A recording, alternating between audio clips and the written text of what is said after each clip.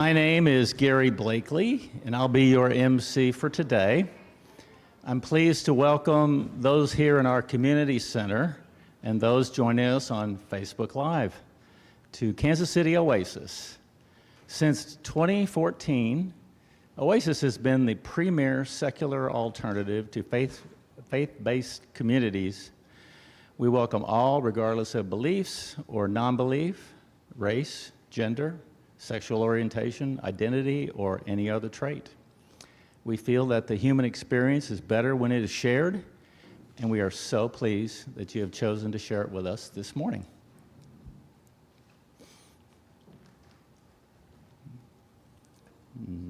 Ooh, it's not cooperating. There we go. All right. We gather around our 5 core values, which are: people are more important than beliefs, reality is known through reason, human hands solve human problems, meaning comes from making a difference, and be accepting and be accepted. We have a great program for you today. Our featured speaker is Anthony Cruz Pantojas. He's a humanist chaplain at Tufts University, and he'll be speaking on revitalizing the relational commons, care, community, and ethics in turbulent times. Our musician is Nicole Springer. You can find information about Nicole. Come on up. You can come on up and make your way up if you want. Yeah, on platform or all platforms as Nicole Springer Sings. And before you play a couple of songs, just tell us what you've been up to since you were last with us here for our Thanksgiving potluck. Where have you been? Sure. Good morning. Yeah, my name's Nicole Springer, as said. Well, I actually just got home less than 2 weeks ago from cruising around the world. When I'm not here in Kansas City making music and living life, I perform for the Royal Caribbean cruise ship line. So I was in Italy and Spain for a special week in Europe for the first time in my life. So pretty cool. It's a blessing to get to do that. And it's a real honor to be here today with you guys here at Kansas City Oasis, where there's such a fond sense of community and upliftingness, and I'm just happy to be here. So I'm going to play a song that I'm sure I've played before, but this is kind of my introductory song. All of my songs really are about the mental health journey. I feel called to try to relate to people and let them feel less alone, just in the plight of being human. So this one's called Breakup Museum, and it's all about taking things you've been through, putting them on display, and just feeling really proud that you've overcome them. So I hope you like it.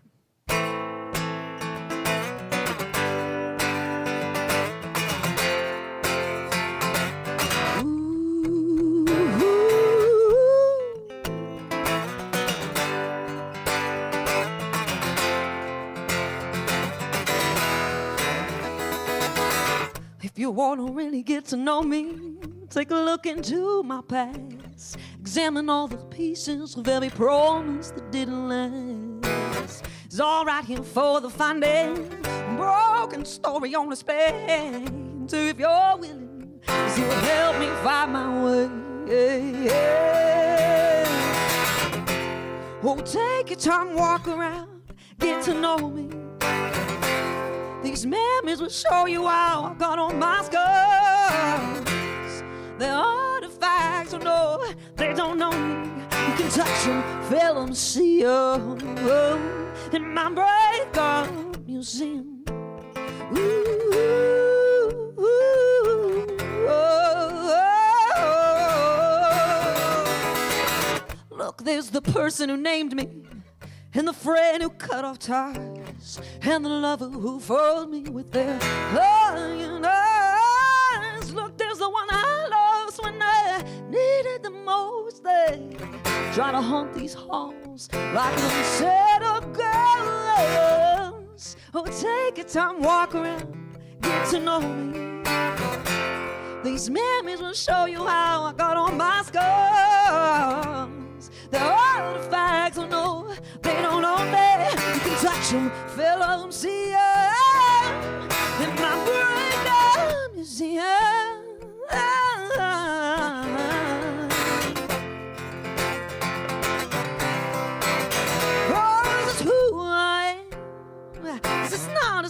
one song. I'm proud of this collection. It's what makes me strong. So take your time, walk around, and get to know me. Yeah. These memories will show you how I've come so far. There are facts I know they don't know me. You can touch them, feel them, see them. Just go ahead and see them. You can touch them, feel them, see them. In my breakup museum. Ooh, ooh, oh, oh,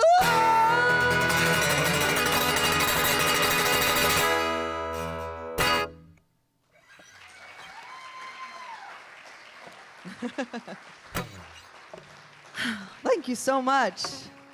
Thank you very much. I appreciate that. I get a little sassy, even at 11 in the morning, which is pretty early for me to be singing. Can I just get a little more guitar in the monitor, if possible? I'm going to finger pick a little bit on this next one.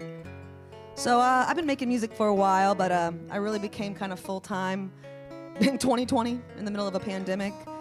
And right before that, I wrote this song, and it's called I'll Never Be a Bitter Woman. I had a lot to get over in my life, a lot to let go of, a lot that I actually was bitter about. And so I wrote this song so I could be the person I wanted to be, which is not a bitter woman. Talk is cheap, but I never knew that words meant more to me than to you. And you'd even swore I let down, you're a heartbreak to trust again will be a long road to take. But one thing's for sure, I'll never be a bitter woman. No, I'll never be a bitter woman. No, I know myself more than you do. No, I won't be a bitter woman. No, no, no, no, no, no.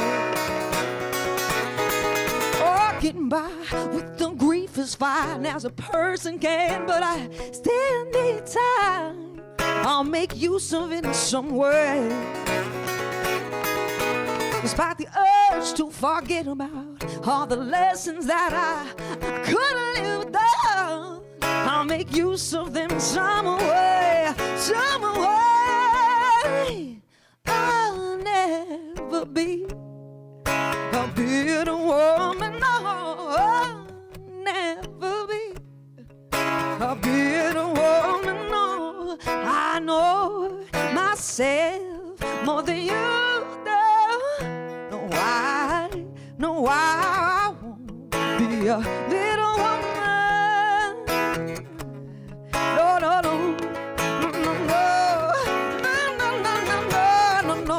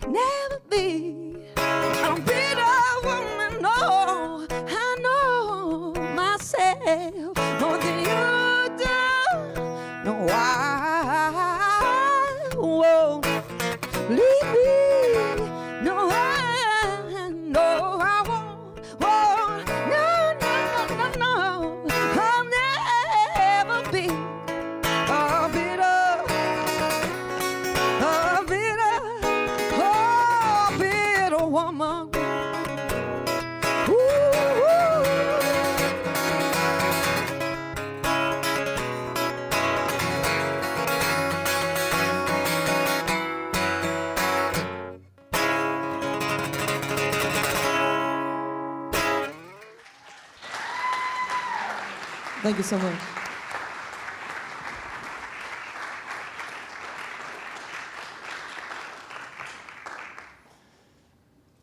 When I was speaking with Nicole before we started. I referenced her 3-octave range that in the description.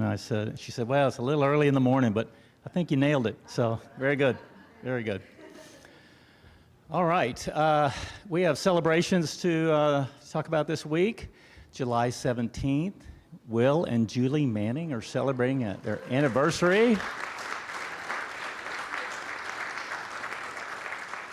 July the 20th is Mark Dixon's birthday. Are you here, Mark? Didn't see Mark, so. Anybody else? Did we miss anybody? Okay. This Thursday, please join us for dinner and drinks on the patio of Los Cabos Mexican Restaurant in Independence while we listen to great music from Nick Marshall and Colleen Deeker. I would think you would pronounce that. So yeah, let's get together for a midweek Oasis gathering. So that'd be good. All right, now, this is very important. Please pay attention. We are hosting in this building part of the Fringe Festival performances. We'll have several, and we need your help. We got a sign-up sheet on our website for volunteers to help work the concessions for this time. And so there's a sign-up on Facebook private page, and that was also sent in the weekly email newsletter. But this is a big deal. This is kind of what we envisioned for this place, is that it wouldn't be just a place for the Oasis people to gather every Sunday, but we want it to be really reach out to the city and the broader community. So please volunteer and or come and enjoy the shows. So, all right. Just want to remind you that Micah Ministries serves hundreds of people a meal on Monday evenings from 5:15 to 7:15. They help anyone, regardless of race, gender, religious, or non-religious, affiliation, sex, sexual orientation, or any other trait. Come join us in helping our less fortunate neighbors. Sign up on Micah Ministries' Facebook page. And by the way, in case were not aware, they're back inside. We're doing the way it was originally set up for Micah. COVID had us keeping the people outside and just kind of giving them a box of lunch, but now we're back with the tables set up, and we like to serve the people. And so they need more people to help with that kind of work. So we'd love to have your help at Micah Ministries. So. All right. We are going to actually start with our speaker. We're going to not have a community moment today. Our speaker's got some good information, and he'll need more time than I think we typically allot. So we're going to go ahead and bring our speaker up now, but our disclaimer, our program is designed to generate conversation and engage our powers of reason, not as a forum to start debates. The following presentation has been prepared by our speaker and not by KC Oasis. Please respect the views of our speaker, and if you have any questions, a Q&A portion will follow. So, Anthony Cruz Pantojas is honored to be the Humanist Chaplain at Tufts University. That's a pretty big deal. Tufts is not just any college. They joined the university chaplaincy team in August 2021. In this capacity, Anthony supports the development and sustainability of ethical inquiry through co-constructed projects with the campus community. As an endorsed humanist celebrant and chaplain by the Humanist Society, Anthony works at the intersection of ethics and constructive theologies and decolonial orientations to culture to understand the human condition. Their queer Afro-Caribbean identity also deeply informs their engagement with ethics and relationality. A little tough one there. So, with that, I think we're ready for you.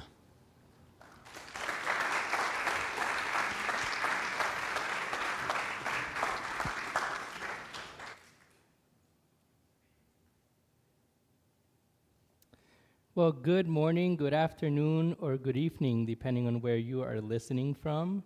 Thank you so much for the invitation to be in this space and to enjoy this beautiful and amazing building that you all have. I think that merits another applause, maybe?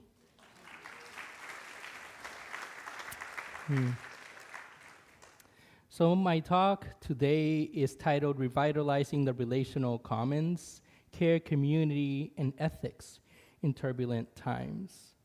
Not a small feat of a topic to discuss, and I hope that we all engage. My hope is that I'll just give a brief introduction, and hopefully during coffee, and the second part of it, we can engage in a more lively and dialogic engagement. So I will try not to lecture for the whole time.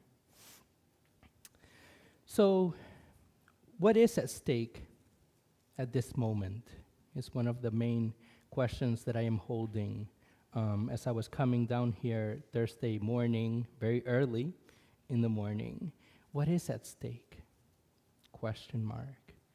And then I'll explain a little bit of the roadmap for today, just so that you are not surprised or feel lost. I always start my talks by talking just a bit about my own positionality, and I'll invite you individually and you as a community to also engage in some of that exercise. Specifically, who are we and who are we together, giving you a free beat, just so you start your thoughts and ideas going. We'll talk about the world we live in, the space between, so focusing a bit more on relationships, to care or not to care, our responsibility, and then closing with making otherwise worlds possible. So when we talk about positionality, it's the individual in relationship to communities, to institutions, to other people. In a way, it's a way of challenging the notion that we can totally be separate or distant from our environments and relationship. And in other ways, it's really saying that we're implicated beings, that we're implicated people, we're implicated systems that are always in relationship. And so it's always important to think about, for example, when we explore positionality, I'll go through the list slightly, right? I identify as an Afro-Caribbean humanist. Now, that's not a title that I often see, right? But through my own unfolding, my own explorations and studies of humanism, I have come to understand that my lived experiences, my stories, those known and unknown, or those stories that are mainly fragmented, right, through the own histories of my own people, right, continually inform and impact how I move, how I exist, and how I relate to other people, right? As we saw at the beginning, our sexualities, our genders, political ideologies, our ethics, however you define ethics, and political orientations, again, continue to impact the ways in which you move and exist and make meaning in the world. One of the most predominant categories within my own positionality, given that I work mainly in higher ed, right, is the experience of being first generation, right? So for my own unfolding education, all the way, of course, from pre-K all the way to graduate school, has played a really important role in my life, to the extent that I believe that education is one of many ways in which we can hopefully do the project and work of individual and communal emancipation, right? How do we begin to look at our own histories, sciences, technologies, ethics, government, civics, all of that, right? That's constantly impacting our own lives. And specifically looking at my own queerness, for example, as something that's really important, and I've said in other talks, I personally believe that it saved my life. Right? So it wasn't just arriving at humanism and then being free, but how does my own body, the own way in which I embodied and practiced my sexuality, my gender, how I dressed and thought and moved, right, as a way of a liberatory process for me, filled with pain, suffering, dispossession, as maybe some of you have experienced or seen or have become proximate to, but really seeing that that is something that was filled with shame, and again, disposition and dehumanization, but at the same time serving as a framework to saying there is more to life, there is more to my value and my worth than what I can see right now. And specifically using the concept of queer with a C in terms, in in opposition or in distinction with a Q, as some of you might seen, has to do with an intentional act that's really looking at centering cultural, linguistic, and ontological sensibilities that's emerging out of the Hispanophone communities, right? So in a way, it's an act of self-determination, of saying we're not necessarily utilizing the frameworks that are coming from the English-speaking world and giving it as a given, right? So we're claiming it and that's it, but really sitting with the question and saying that while there is a C-queer or a Q-queer shared experience, right, globally speaking, there are particularities, dimensions to how bodies and peoples are experiencing that dimension. And so this is both an identifier, but it's also a practice that is emerging again from Latin America and the Caribbean specifically, as we're seeking to narrow and blur the lines around heteronormative regimes of gender, sexualities. And specifically, as it connects to the topic, really challenging notions of kinship, K-I-N, without the G, ship. Right, specifically looking at how does that disrupt notions around individualism and really challenging the capitalistic values, right, that in a lot of spaces challenges and governs or dominates the Western and the global experience as well, right, where bodies and peoples and communities are only defined to the capacity in which they can produce, to the measures and systems that dominant powers, right, establish upon them. Right, and really looking at, for example, one of my favorite scholars, Lawrence LaFontaine Stokes, who's a professor at Michigan University, who talks about querying, quote, as an unstable and dangerous category of meaning, or as an optic epistemology or types of practice that can challenge and hopefully not reinscribe myriad orthodoxies and essentialisms, end quote. And that quote for me is so powerful because in my own practice as a humanist and a free thinker really centers me to the understanding that just because I am or belong and move and exist in a secular humanist non-theist, we have so many labels, right?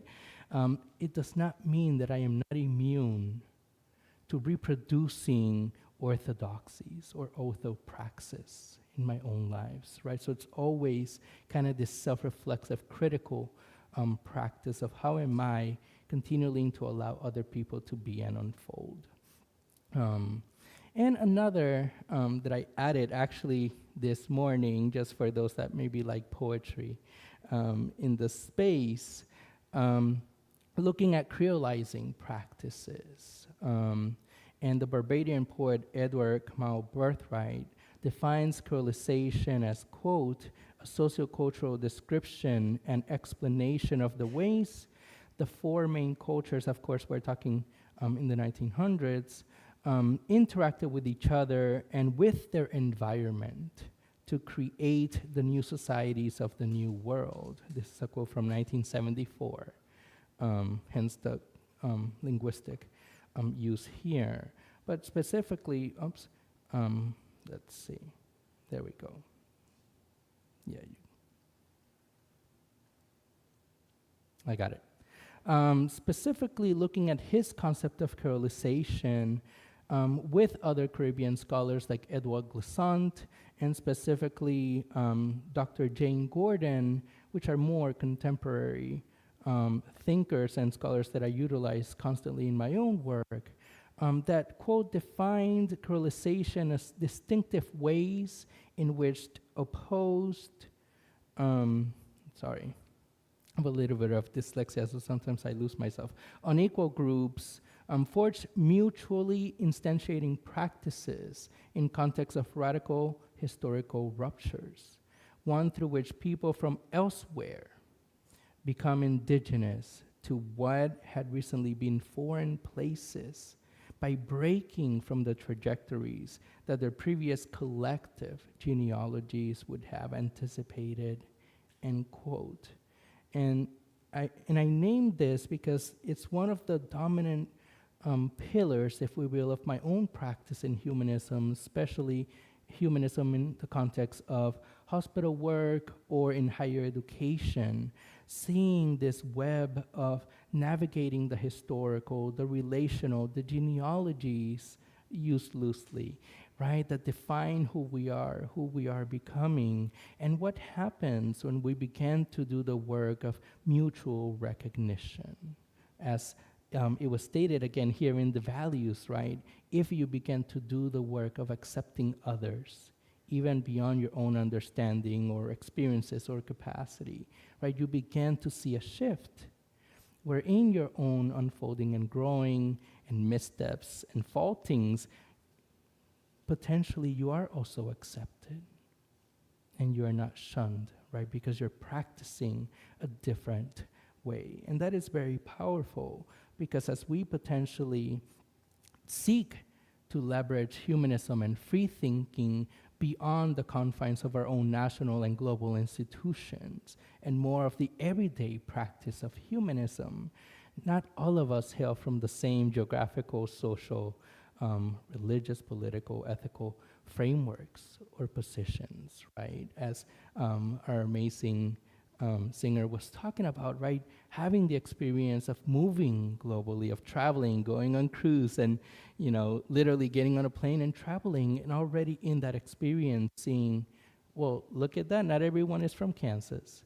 Not everyone is from Missouri, right? But really understanding that people move either temporarily or permanently, right? And that's always very important to keep in mind, which then extends to this understanding, let me try again, there we go, of really understanding then the world that we live in, right? And here is a quote just to potentially help us frame what I'm trying to do here when I talk about the world we live in. And I'm quoting here Vanessa Machado de Oliveira, who states that if collective healing will be made possible precisely by facing together the end of the world as we know it, question mark. It's important then to begin to interrogate and question, right? What are the dueling imaginations that we hold? Right, and that's more of a poetic, philosophical use, but potentially to bring it down a little bit, I was speaking to someone last night at Ray's house, right, and we were talking about how within our own lives and our own experiences, sometimes categories that we just grow accustomed to hearing and have a particular definition or understanding begins to be challenged or somehow does not perfectly fit. Right? So for example, saying, I am heterosexual. I'm in a, I am a conservative, I'm a liberal, I'm a progressive, I'm an atheist, I'm a humanist. I am an Episcopal, whatever term that you're utilizing, right? And that means that we have a particular image that's informed and impacted by our own experiences, our own proximity, interaction or no interaction with these peoples or histories or traditions, but that are in our proximity, right? That are in our own towns, our own neighborhoods. And so we began to create these images, these imaginaries, right, in our own mind. And then what happens then when I actually meet an Episcopalian or a Muslim or an Arab Palestinian Jew or whatever it is that I'm meeting, I begin to see like, oh my gosh, actually, man, did I mess up? Really? You eat meat? You're vegan? You're vegetarian? You have education? I never could have imagined, right? And so those imaginaries began then to break, because we are then being open to meeting another person. And so in this way, right, as the quote was saying from Oliveira, there comes an end to the world in which we had in our minds and that we were placing other people in these categories, right? And so, for example, we began to question, like, who is human, And here you see a capital H, and that's intentional, that's a philosophical framing of saying that the human throughout history has been defined as the Western men, right? A white, cisgender, heterosexual, Christian, potentially Protestant, right? A very particular image and imaginary and way of value in the world, and question mark. Because even though we are living in the 21st century, some might say, and some might argue against, right? This is still a core question. Who is human? Or what are the dimensions of humanity that a person, an individual, communities hold?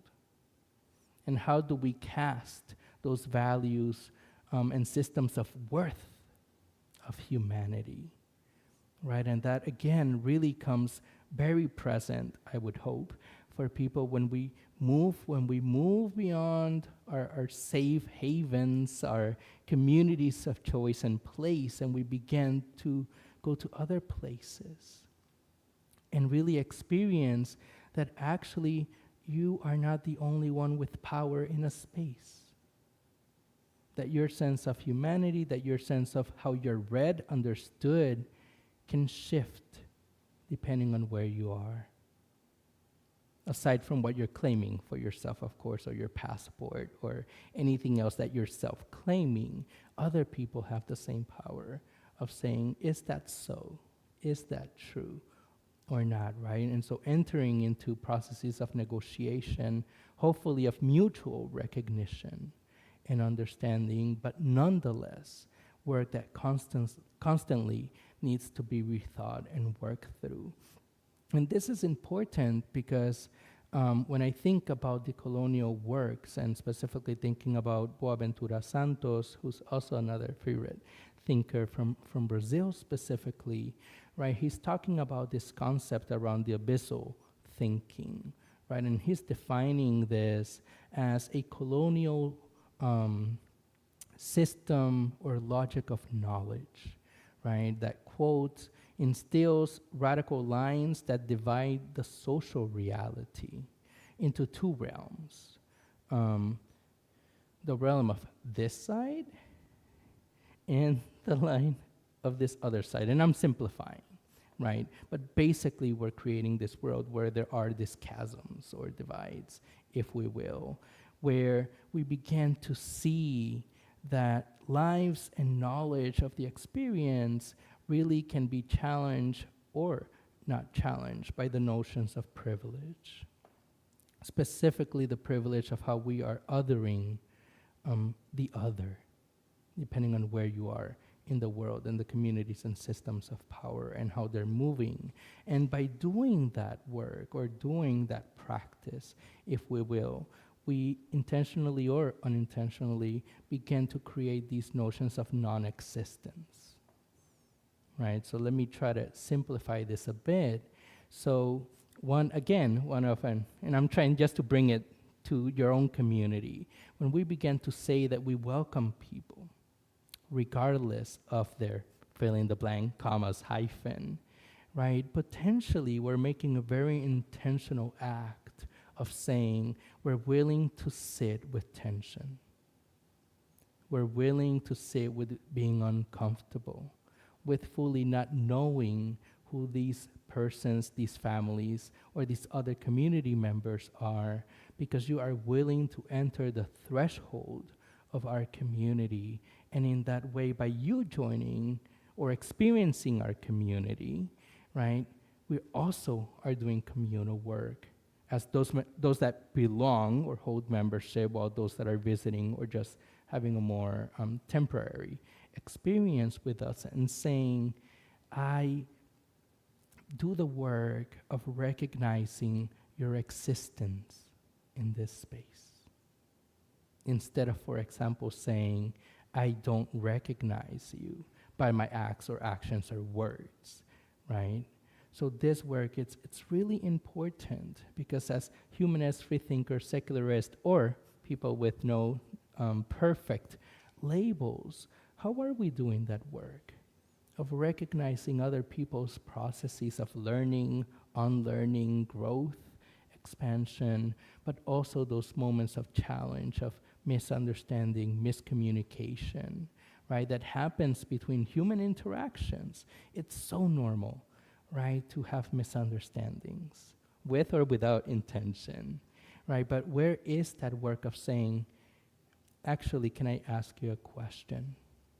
I didn't quite get what you said. Or actually, is this what you meant to say? And by doing, for example, that act of going back and clarifying, right, you're doing that work of lessening the work, again, of creating divides, right? That at times is really, again, not intentional. We're really not trying to do that work. But at times it does manifest and it does emerge in our spaces.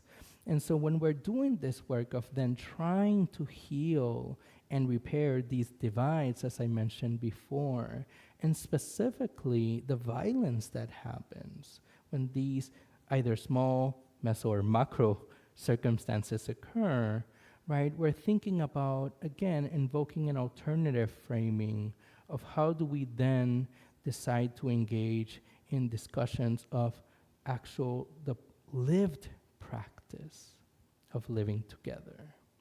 So it moves from this, I've read the books, I know the quotes, I know the concepts, I can cite you the book, the author, to saying, oh my goodness, this is actually freaking hard work.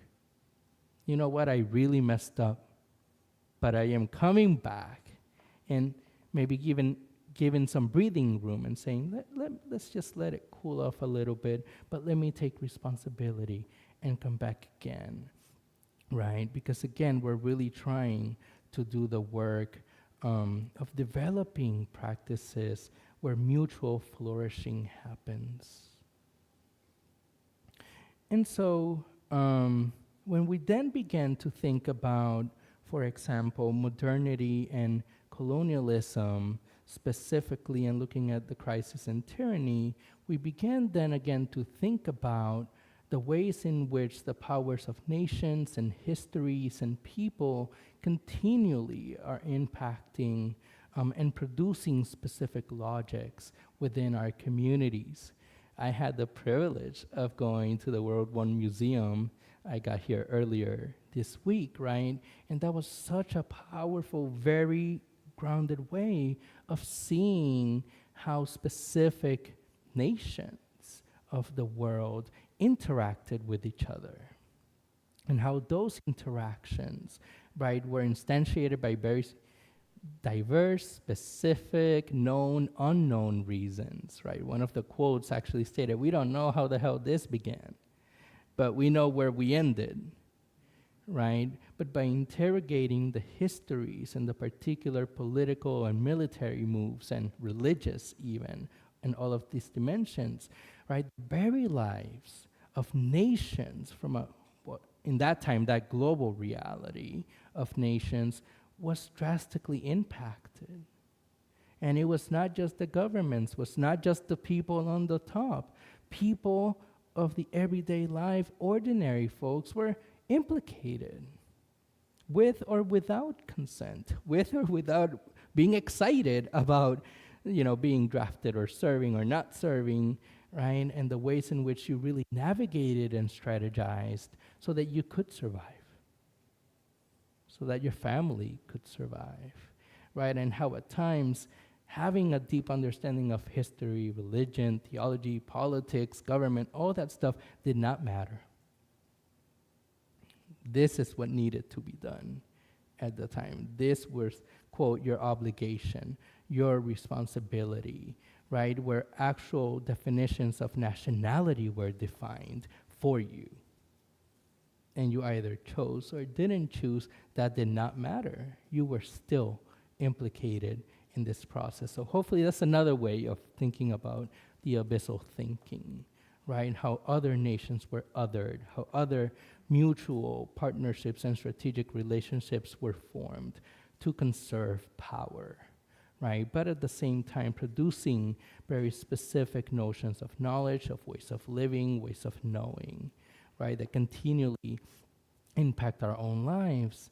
And then finding ourselves today, here, 2024, summer, right? And thinking about specifically how some might say, some might disagree, right? That as a human species, we're yet at another moment of crisis, where our values, where our sources, our sense of community, our sense of belonging or unbelonging, right, is being heightened. It's really being brought to the center. What are my non-negotiables? Who do I claim, as I said in the beginning, as part of my kinship? But also recognizing that we do have a shared human experience and human condition. So while I am developing webs, right, of relationality, of proximity to other people with whom I share specific ethnic, cultural, philosophical, religious, political ideas or ideologies, right? Again, we're all implicated in this process and this messy thing called life, right? And so this crisis, for example, again, invoking the abyssal thinking of specifically in the Western world and in North America, thinking of, well, it's just progressives and conservatives, or whatever the equivalent is in other parts of the world. And by invoking some of those, again, categories that are not perfect, that is not a thick brush, right? Because again, we move in different shades of our own experience. And as I was talking to a person last night, you can call yourself whatever, and you still have shades that we still need to work on internally, right? Where we are, again, dispossessing other people, where we're erasing other histories, other experiences. For example, this notion of, well, you haven't arrived yet, okay, but I have. We have, because I've done all the work, I've read everything, I'm very politically involved or civically or whatever, right? And you're just not there, right? But again, how do we then challenge that and say, if the project of life is so messy and it's so heightened, right, to the point where we are potentially in a moment of crises, what is then our response? What then is our obligations? Hopefully, beyond this notion of wanting to silo ourselves within our own families, communities, and institutions, and instead having hopefully a skeptical perspective and saying, can I be skeptical of my own values at times? Can I be skeptical of my own ethic? Or in other words, can I recognize within myself that maybe, just maybe slightly, I have stopped growing because I think that I have arrived? And say, what can I then leverage and do to feel the discomfort, to feel unsettled, and say, I need to be in other places, in relationship with other people, other communities, even if we don't perfectly share, fill in the blank, right, our own checks, in our own list. And say, if this project of living is much more complicated, complex, then it's not then just about siloing ourselves, right? But hopefully it's about pushing the envelope with other people that, again, exstantiate those non-negotiable values. Fill in the blank what those are for you, right? And then how do we then together leverage and move power in those spaces, right? Because really there is power in the we. And the we is not always just one specific expression, but it could potentially be a we that move and exists and expands through difference. And then again, beginning to do the work of the unlearning of interdependence and connection. In other words, even if you are aware of it or not, even if you're interested about it or not, if you live in society, Again, some might argue they live further or what have you, and they have a little bit more power of how they want to relate or be within society. You're still implicated. You potentially still have a birth certificate that places you somewhere. You potentially have a social security, maybe not for retirement, but you have a number, right, that again places you in a particular nation. Or if that is not necessarily so, again, giving specific relations among nations and peoples and communities, right, you're still being claimed by a particular either neighborhood or community. That again invokes this notion of the we.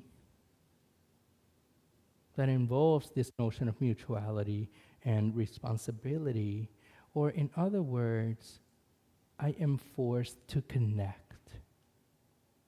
Now, the depth and vibrancy of those connections can be put in question, but nonetheless, we're human beings that potentially by nature, right, are seeking each other constantly. And you can see that if we took intros, right, in pre-K, elementary, middle school, right, that humans were, again, even if it was blood relatives or through marriage or through partnerships or what have you, there's always been this work of we are always more than just the one person. And specifically entering then into this notion of the tyranny, which I saw that I almost skipped, right? Again, how do we then define those people that are either connected and implicated in the project of human flourishing?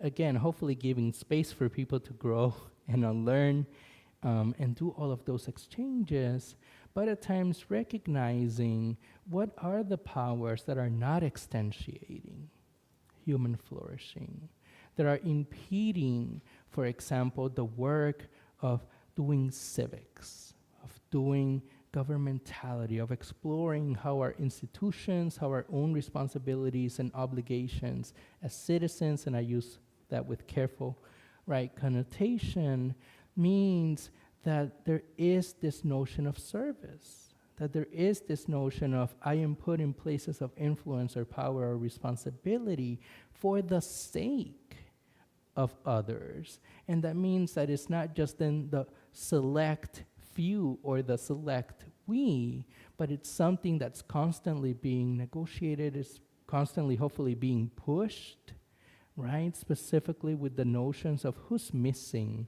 who's not here. It's one of my main pet peeves in higher ed and with my students, right? In a classroom, like who's missing?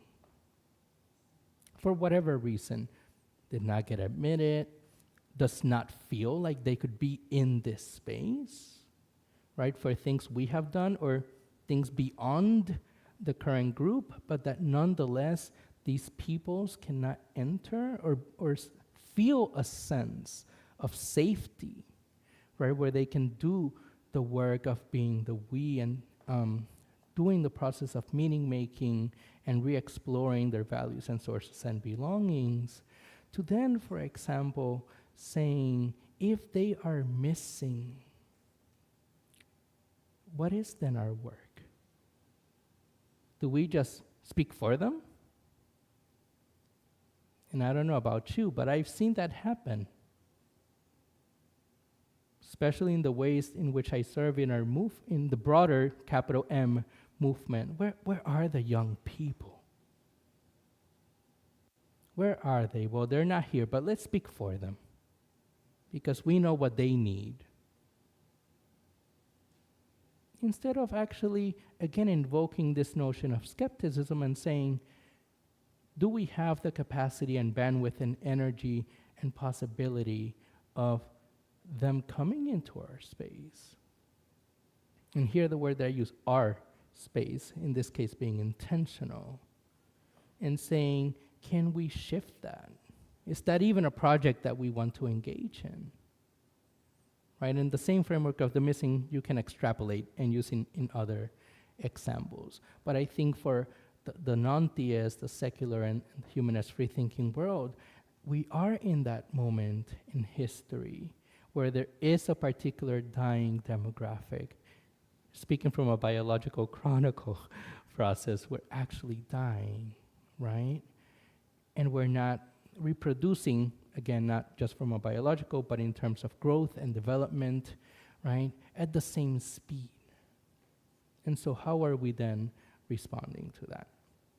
Which then connects to this notion of injustice, right? If there are people that are not here, that are missing, what are the reasons for that? And again, it's not just silo, it's not just this space. There are social, cultural, even architectural, political, and economic reasons that might be impeding people from coming into specific spaces that are connected to injustice, right? That again, predate even us in this space, chronologically speaking.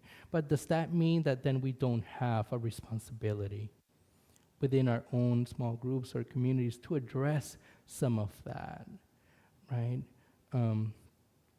And so I'll talk a little bit further down the line, but then this privilege of irresponsibility, in a way, thinking about, I am almost like beyond this notion of responsibility, right? Like I am such in a space where I really do not need to look beyond, because my world is fine. It's nothing is happening. It's great. Nothing is changing. Or if it's changing, I'm changing fast enough where again, it's not disrupting my way of life, my ecosystem, right? But again, is that helpful for you, for your communities, for your institutions? And then that brings us to this notion of the space between, right? Again, really centering on this notion of relationships or relationality. And here I'm quoting Alexander Wihilier, right? That talks about relationship provides a productive model for critical inquiry and political action because it reveals the global systemic dimensions of racialized, sexualized, and gendered subjugation, while not losing sight of the many ways political violence has given rise to ongoing practices of freedom within various traditions of the oppressed. End quote. This quote for me it's one that I am constantly revisiting, because it really puts into question, at least for me, the categories of responsibility, and again, this notion of irresponsibility, or the ignorance of irresponsibility, right? And puts them almost face to face for me, and where I am in my unfolding and my own learning and growing as a human being that's practicing life, right? Really says, you know what, given where we are living in this current state of society, I am racialized, I am sexualized, I am gendered, and there's many other categories, but for the sake of our talk, these three to start with. And so specifically looking at how these categories then are providing notions of both practicing freedom and at the same time producing systems and structures of oppression. So I've spoken a lot. So what we can do is take a break, and then we'll return back to finish the second half of it.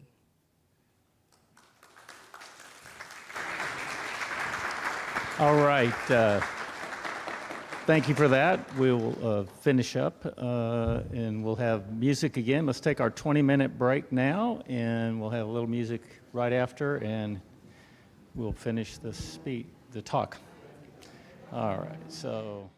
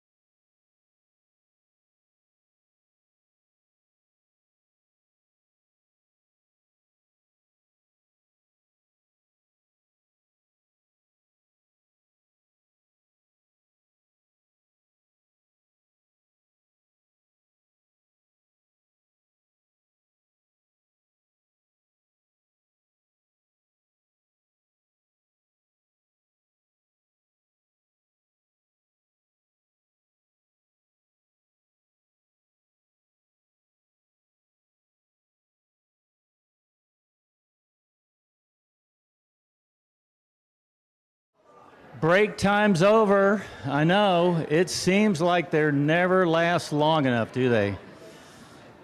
A few people think 20 minutes is too long, but oh well. That's a difference of opinion. All right. We're going to have one more song from Nicole, because she's all warmed up now. Yeah. And so, yes, if we could have the rest of the crowd rejoin us. Nicole, let's see. Nicole not only is a musician, but she has started a nonprofit organization called No Shame, a period project for our underserved communities. So please consider giving some help there. All right.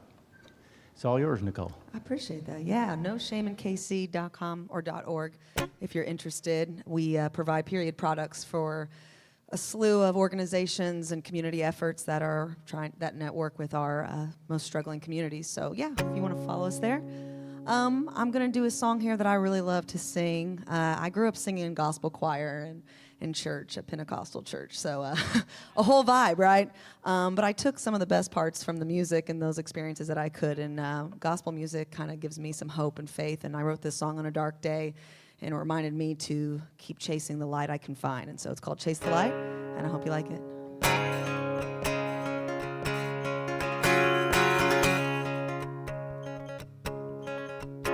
I feel a warmth inside of me, feels like a sun-soaked morning, blazing rays of joy within. I never knew I could be free again. Oh, no!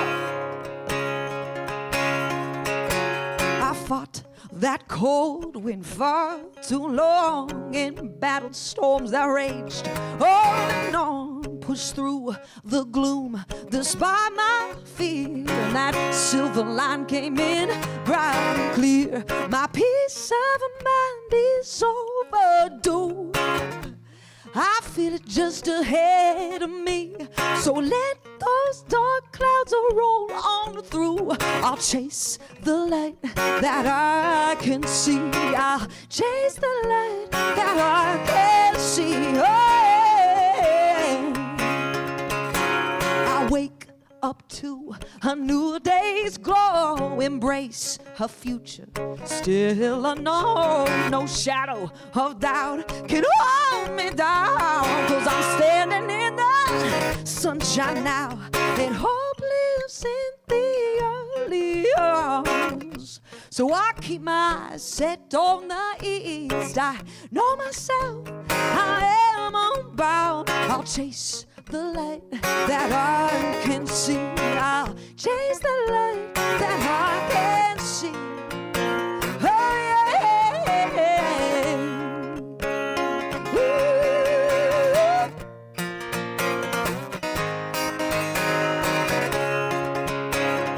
Ooh. Hope lives in the early hours. So keep your eyes set on the east. You know yourself and you are unbound. Don't chase the light that you can't see. Chase the light that you can't see. I'll chase the light that I can't see.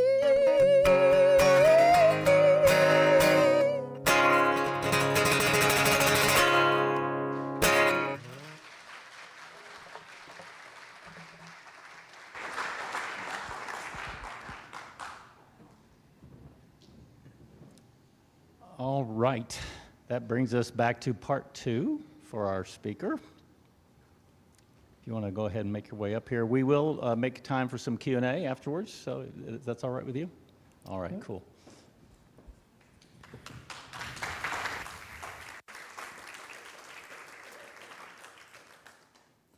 I don't know, but after that song, I just wanted to remain seated and just enjoy the music.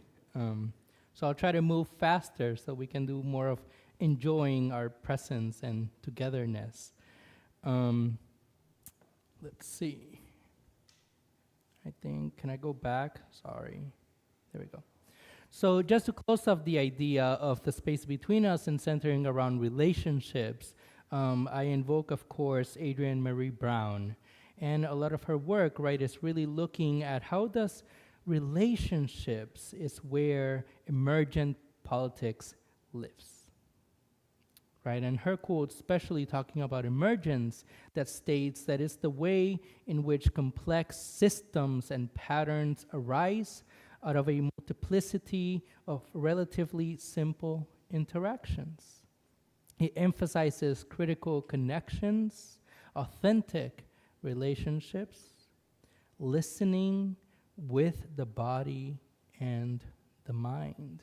And I think we're doing a pretty good job. Even if we disagree, I think we're doing that practice of listening both with the body, right, with the senses, but also with the mind. Okay. And so then that takes us then to this next step around thinking about to care or not to care, our responsibility. And specifically looking at some scholars, quote, that think about doing ethics is an ongoing, collaborative, and always speculative meditation on flourishing, on what it means to imagine and craft better worlds with others. Right, I think really bringing to our notion of the practice of holding difference, diversity, plurality, right?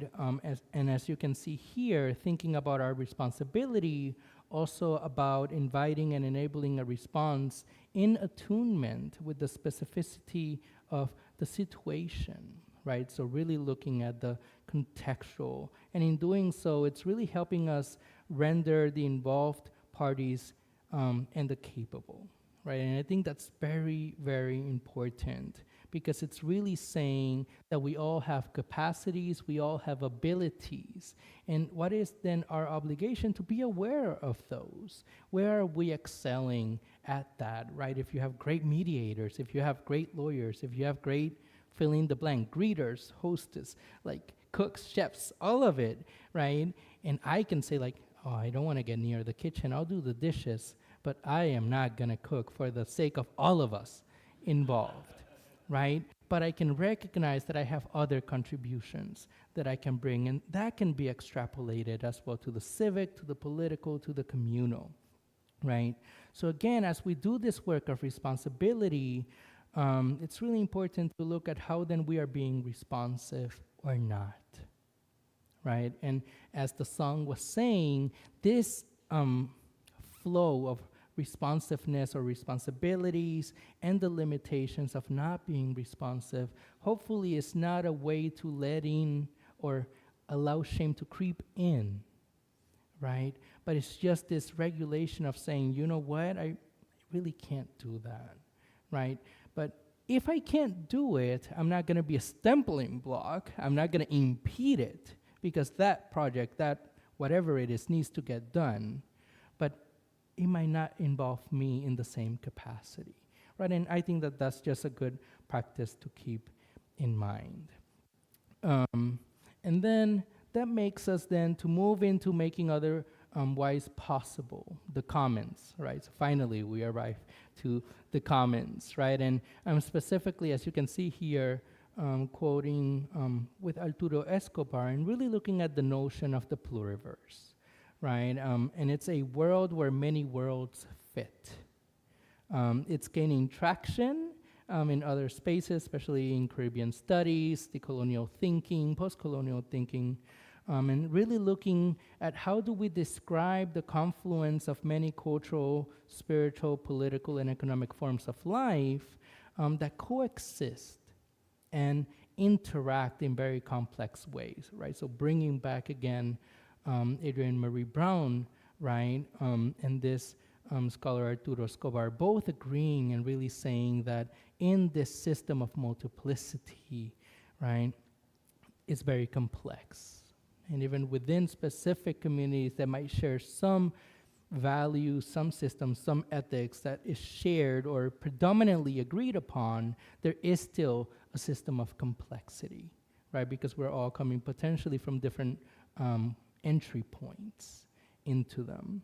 But then specifically, how do we then begin to cultivate new dispositions and habits through the conceptual of diversity, right? And when I talk about diversity, I mean it in the most expansive understanding, not just in what we might potentially know in higher ed, diversity, equity, inclusion, but diversity of biodiversity, right? Of the human in relationship with nature, in relationship with other ecosystems, right? And holding those relationships.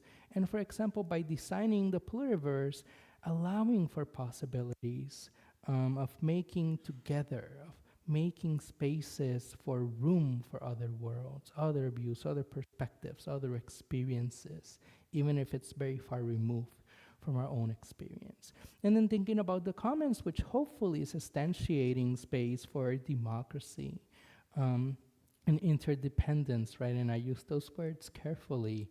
But again, it's really important, even though some might say that our democracy is fraught, is fragile, is failing, or it's being put in question, right? Again, let us not forget the basic definitions, right? That it is a practice, it is a project of how are we being together, right? So the demos, the people, this project that involves all of us in the most expansive definition possible.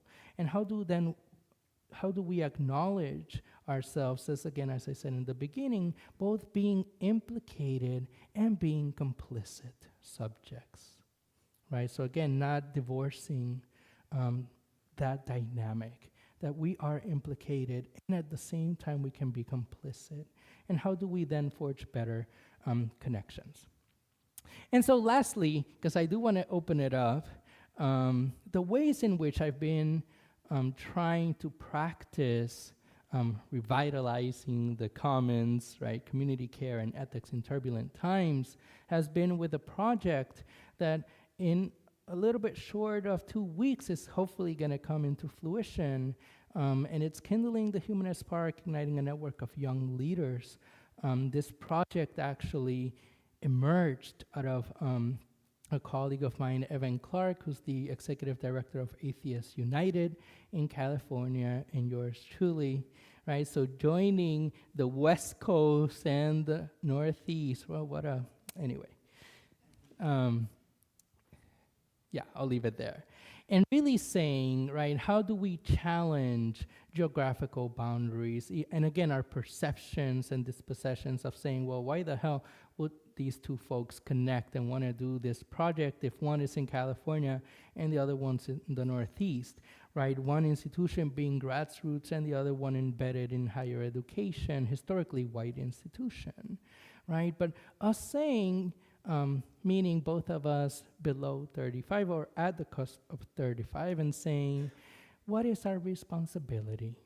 What is our obligations as young leaders in our movement to addressing the reality that there are gaps of leadership, that there are gaps where young leaders, meaning 18 to 35, but more specifically 21 to 35, so after they leave college, right? Where people, students, young professionals can come together and really continue this notion of community, right? Or in other words, looking at the project of emerging ecosystems that is so needed to be accessed. And I'm really sure you're very well acquainted, right, with the fact that there are so many few spaces to gather, to be, just to listen to music, to be together, even if you don't like each other that much today, right? Just coming together to one space, right? Not that many spaces, especially as you move away from dominant, anyway, ideologies, philosophies, expressions, the fewer spaces there are. So how do we then move resources? How do we lean into peer-to-peer relationship, bringing young folks into the space and saying, this is our space together. I'm not just creating a project and I'm forcing it on you. We're also leaving space for us to bring in your questions, your quandaries, your pushbacks, your critiques, right? Because we know that we have not done an amazing job, but we are responding. We're saying, we see you, we recognize your presence in our spaces, or lack of your presence, but we know you exist. We know you're there. You're living life, right? So how do we then respond? And then lastly, as you can see here, right, again, not just the silo of institution of higher learning, but also bringing American Atheists, bringing the Secular Student Alliance, the AHA, First Unitarian Society of Minneapolis, which is the home base for Congregational Humanism, and the Secular Coalition for America. Again, all within our broader capital N movement, but really saying, where are those spaces, where are those institutions, where are the resources, even beyond money, where we're saying, we're not just gonna think and die because we're just thinking about youth, but not doing anything, and saying, let's try this project out. And even in a failed project, you fell forward because all data, right, can then be analyzed, be critiqued, and be done better. Because hopefully this will be done in California next year at one of the institutions in the West Coast. We're just launching it at Tufts, right? So that's a very brief synopsis of what me and other colleagues are really trying to do. You can visit the website, see a little bit of the program, see some of the speakers. Again, we're really trying to expand it. And if you look at the AHA magazine, there's a small article talking a little bit more about the project. And then we can open it up to questions and considerations. Right. And I'll bring my coffee up because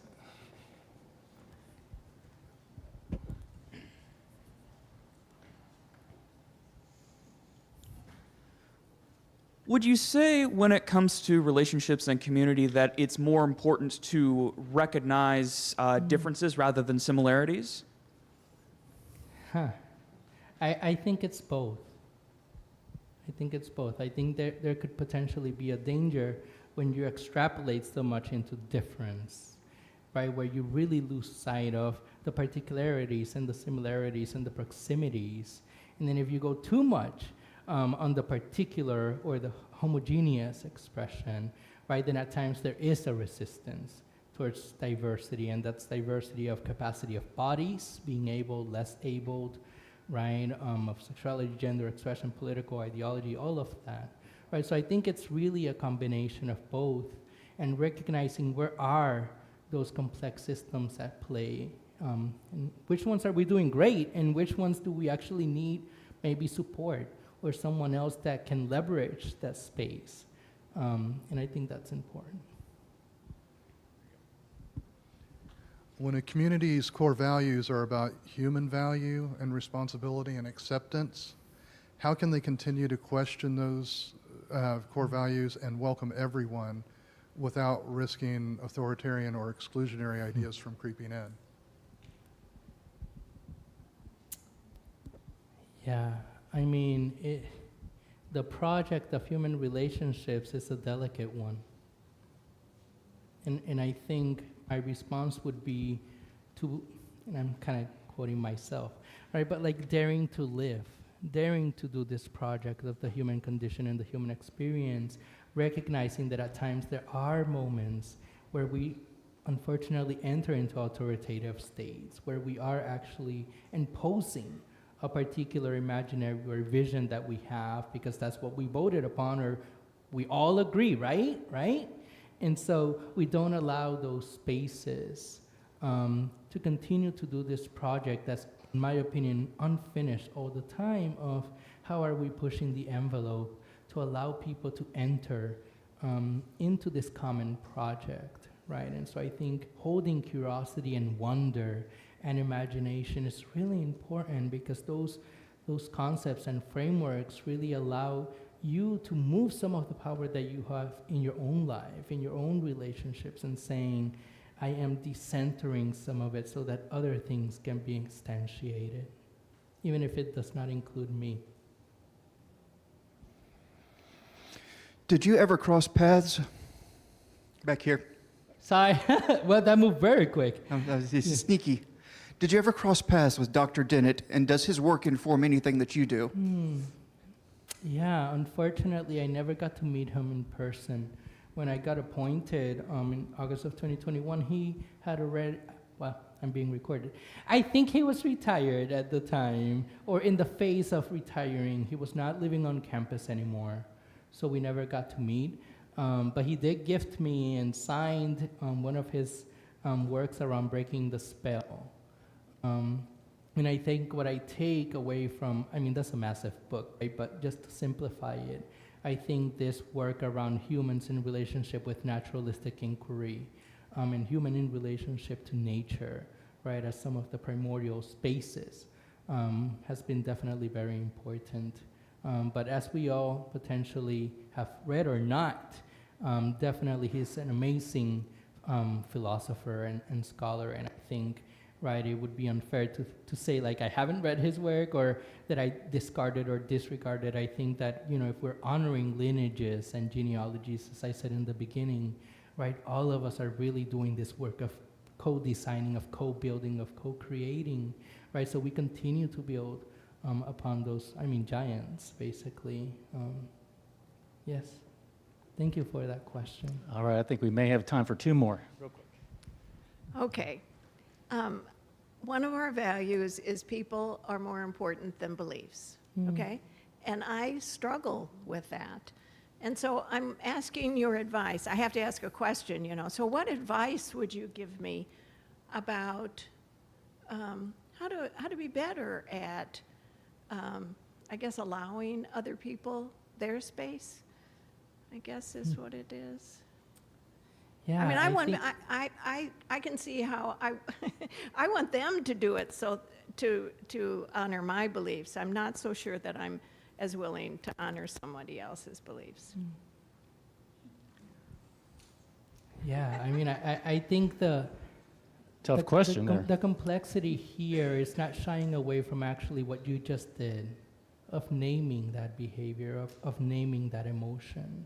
I think a lot of times we hid in the world of ideas or our minds and our philosophies and don't become vulnerable to actually being able to say, you know what, like the way that, I don't know, you dress or move or speak or whatever, right, makes me uncomfortable, right? Again, test your relationship before you make a statement like that. But I think that it is also important at the same time to take risk and say, you know what, can we have a moment?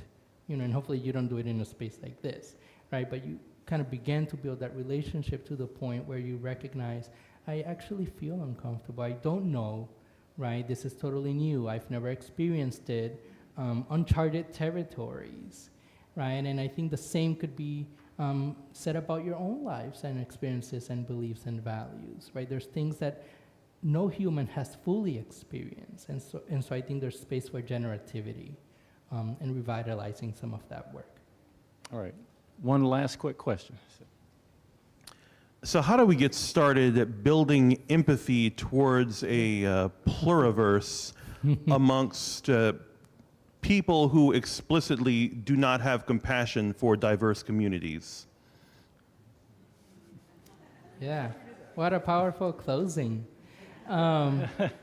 I mean, I think it's, as I was just stating, I think it's a negotiation between recognizing your own capacities as an individual, as a community, and recognizing that, first of all, safety is important, right? Not comfort, safety is important, especially safety of actual bodily, like human corporeal safety, right? Some people have other capacities and powers and influences where they can go into spaces, nothing will happen to them. Not the same thing cannot be said for everyone in one particular space. So what is for you to do? What is for others to do? How do you then risk and name those specific needs and say, hey, like I'm naming it, we see it, who's actually willing to do some of this project? And what are the boundaries that actually are needed, not just in terms of limitation, but boundaries for you or for that community, right? And what's for other people to do as well? Because I think at times we fall into a savior complex. Even in humanist secular spaces, we think we can do everything because, you know, we're very rational and we really apply critical thinking to everything. And so clearly we'll be able to logically and rationally arrive to the culmination, right? And we don't recognize that even that project of rationality and logic and knowledge, right, can be contested, especially as you just said, you try to bring in that pluriversity otherwise, and diversity of practice and thought. All right. Well, thank you for that. Okay. Thank you.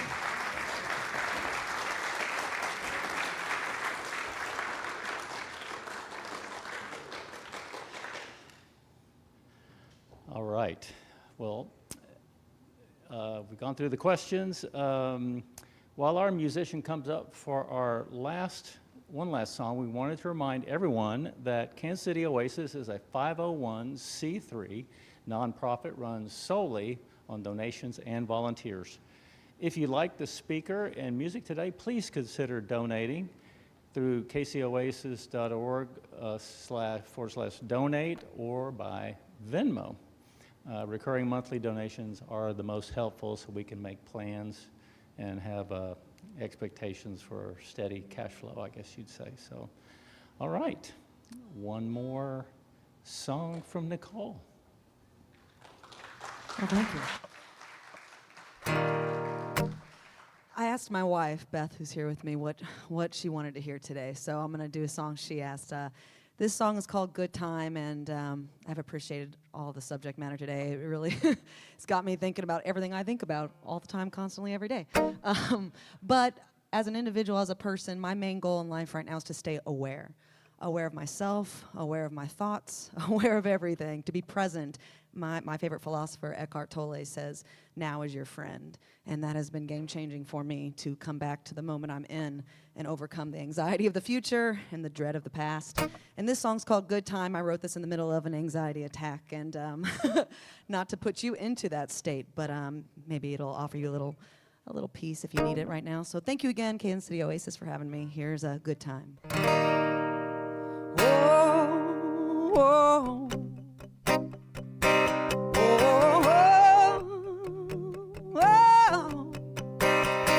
there's no use in drowning in what's yet to come. You're still treading water, and there's air in your lungs. Yes, you got time. Rest easy, you're gonna be fine. You know where you came from, the storms you lived through.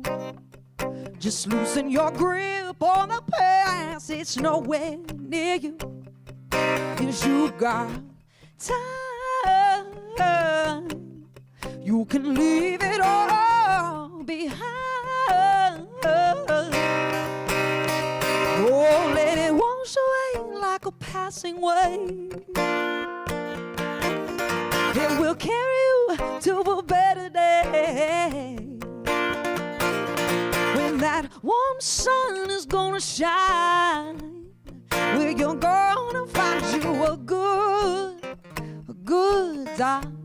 It's so good, it's a good time. Yeah. Ooh, listen. So keep holding steady.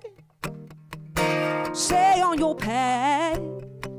The rush that you're riding, it's the future you have. Yes, this is your time. Well, some days take more grace, you'll be fine.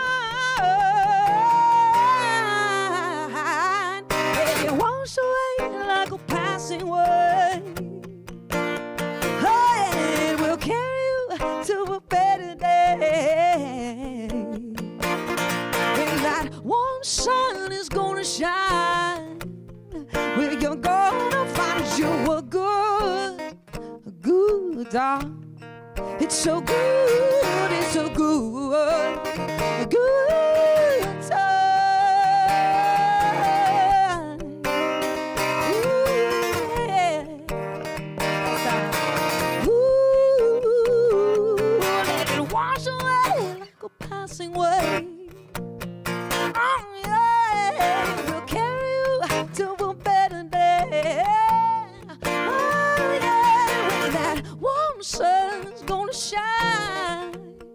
Well, you're gonna find you one good time. It's so good, it's so good. Good time, it's so good, it's so good. Good time. Hey, thank y'all again.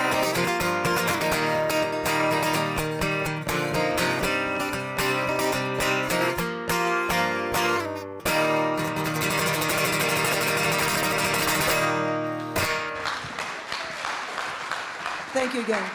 Very good. All right. So after today's experience, we'll continue the conversation, or you can continue the conversation with us after Oasis by going to brunch at Brick River Cider Company. They also have a lunch menu. It's 17th and McGee in the Crossroads districts. Love to see you there. And so now that we're finishing up, please help us tidy up a little bit. Remember, we don't have any paid staff here. We're volunteer only. So check out the volunteer opportunities on our Facebook page and help us here in the next few minutes. All right, next week we are going to have our feature speaker will be Amy Scrivener from Bike Walk KC. And the title is Who Wins When Driving is a Prerequisite for Thriving? Our musical guest will be Jeremy Nathan. Hope to see you next week.